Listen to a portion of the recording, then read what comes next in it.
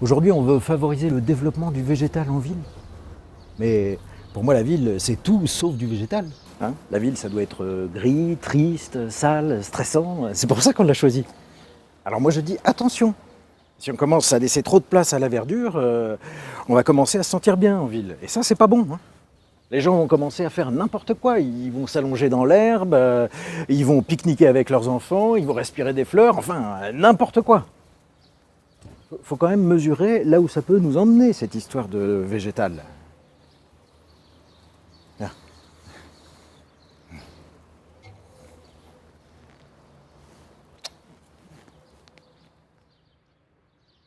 Et si on coupait l'herbe sous le pied à certaines façons de penser ?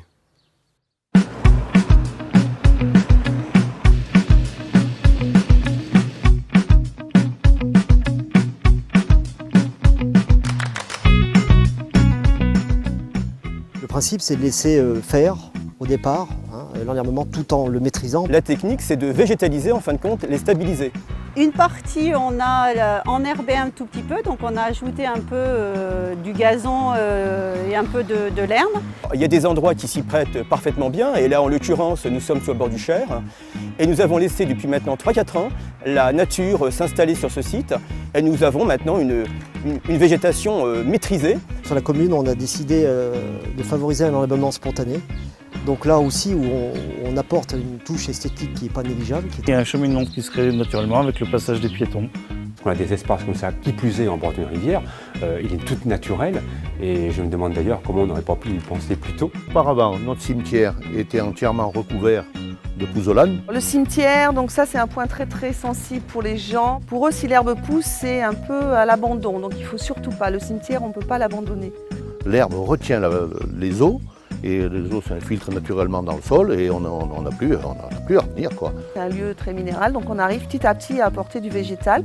Les gens s'habituent et maintenant sont très contents de voir des rosiers fleuris et puis un petit peu d'herbe ci et là. Ça passe parce qu'il y a déjà tout l'apport des fleurs. On a réfléchi que la tondeuse qui allait tendre ça avait une certaine largeur de passage. Les endroits où elle ne pouvait pas passer, on a mis de la fleur en pied de caveau qui nous permettent d'égayer un peu ce cimetière. Plutôt que de penser que sable, que enrobé, on pense aussi herbe, systématiquement, pour que ce soit plus facile à l'entretien.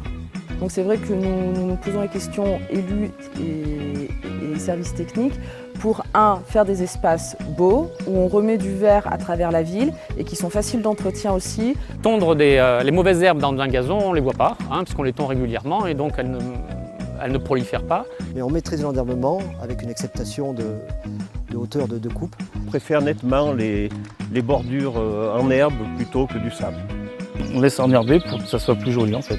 Plus joli et plus facile d'entretien en fait. Même s'il y a un entretien mécanique qui se fait ou autre, on n'a plus le produit chimique qu'on venait appliquer auparavant et donc voilà, on y gagne aussi au niveau de la santé.